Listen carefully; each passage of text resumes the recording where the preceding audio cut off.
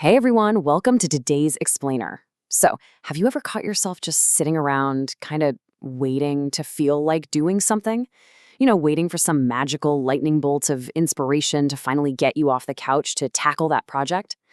Well, today we're flipping that entire idea on its head.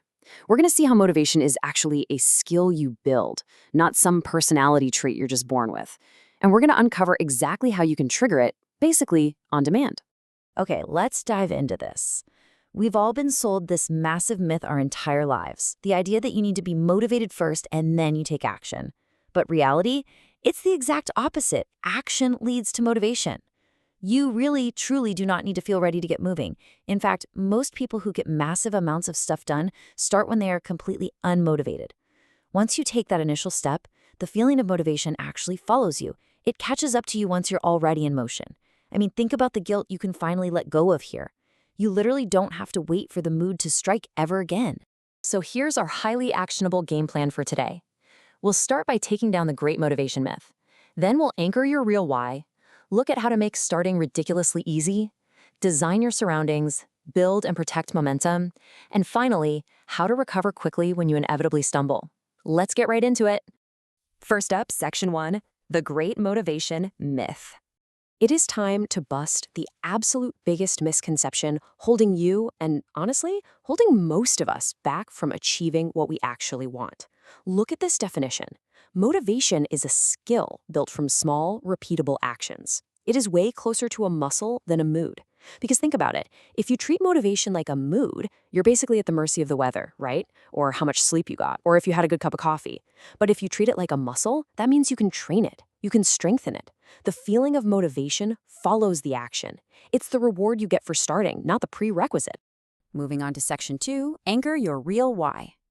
A lot of so-called motivation problems aren't actually motivation problems at all. They're really just weak why problems. If your reason for doing something is rooted in guilt, or maybe just based on someone else's expectations of you, your effort is going to collapse the second things get hard or inconvenient. So ask yourself honestly, why does this matter to me?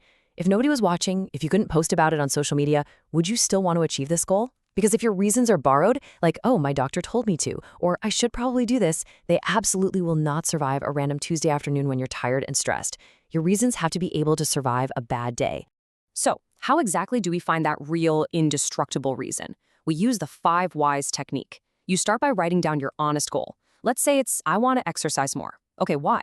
Well, because I want more energy. Why does energy matter? Because I'm tired and it ruins my mood. Why does your mood matter? Because I get short with my kids when I'm exhausted. Why does that matter?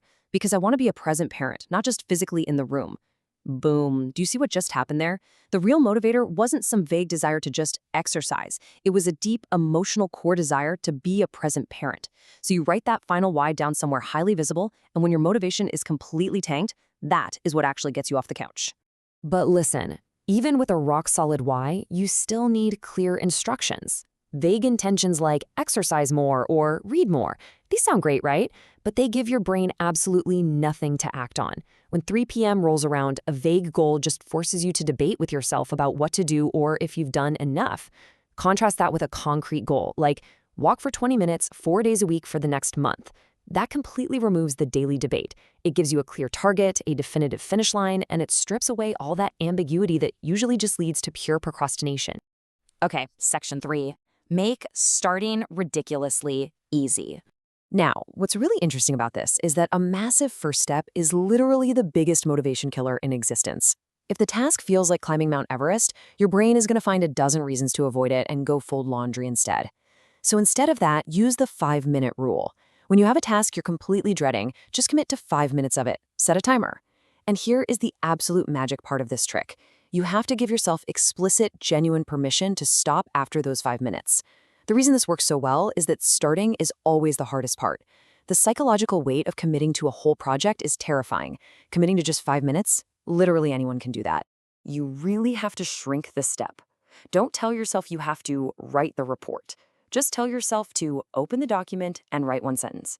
Don't say clean the whole house. Just say put 5 things away. Your first action should be almost laughably small. It should feel so ridiculously easy that it barely even counts as an accomplishment. Because once you open that document and write that 1 sentence, guess what? You're in motion. And remember our new reality?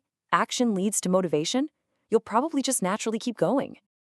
Let's look at section 4, design your surroundings. We all love to think we can just power through anything with sheer willpower, but let's be real, willpower fades. It's super strong in the morning, but by the time you're tired, stressed, or just busy, it is completely gone. But you know what never gets tired? Your environment. So shape it. First, remove friction. Want to work out in the morning? Lay out your clothes and shoes the night before. Second, add visible cues. You got to interrupt your autopilot. Leave a book right on your pillow if you want to read before bed.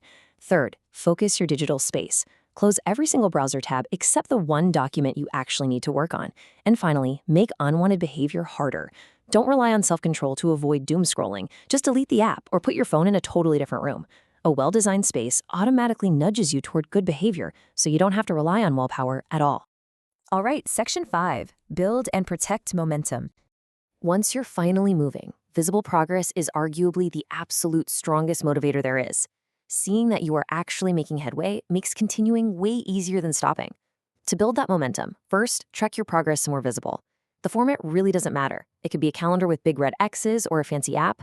You just need to see the physical trail of your effort. Second, celebrate the small completions. Don't wait until a massive 12-week program is over. Celebrate finishing week 1. Third is habit stacking, which is just brilliant. You attach a new behavior right after an existing automatic one. Like, after I pour my morning coffee, I write 3 sentences. The coffee acts as a totally free automatic reminder. And fourth, keep a running log of small wins. On those really tough days, looking at hard evidence of your own past success is infinitely more powerful than any pep talk.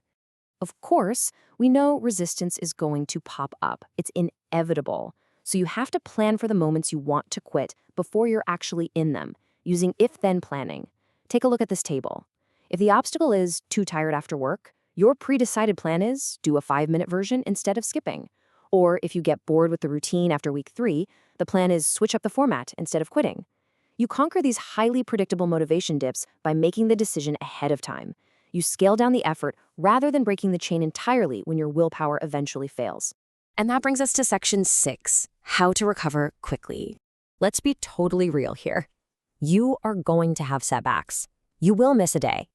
And that toxic all-or-nothing mindset, where you think, well, I messed up today, might as well give up completely, that derails so many incredible journeys. I want you to burn this mantra into your memory. Never miss twice. Missing one day is completely fine. It is a totally normal part of any long-term effort. Think of it as just a single data point. Treat it as the exception. Your only goal, your singular mission, is just to prevent that one missed day from becoming a pattern of 2. If you do slip up, jump right into this recovery protocol. First, expect the setback. It's totally normal. Second, return to the absolute smallest version of your habit immediately. Do not, and I mean do not, wait for a symbolically fresh start like next Monday or the first of the month. Start right now, even if it's super scaled down. And lastly, reflect briefly on what caused the slip-up. Was it a scheduling conflict? Low energy? Just use that as data to strengthen those if-then plans we just talked about. And do it with absolutely zero self-criticism.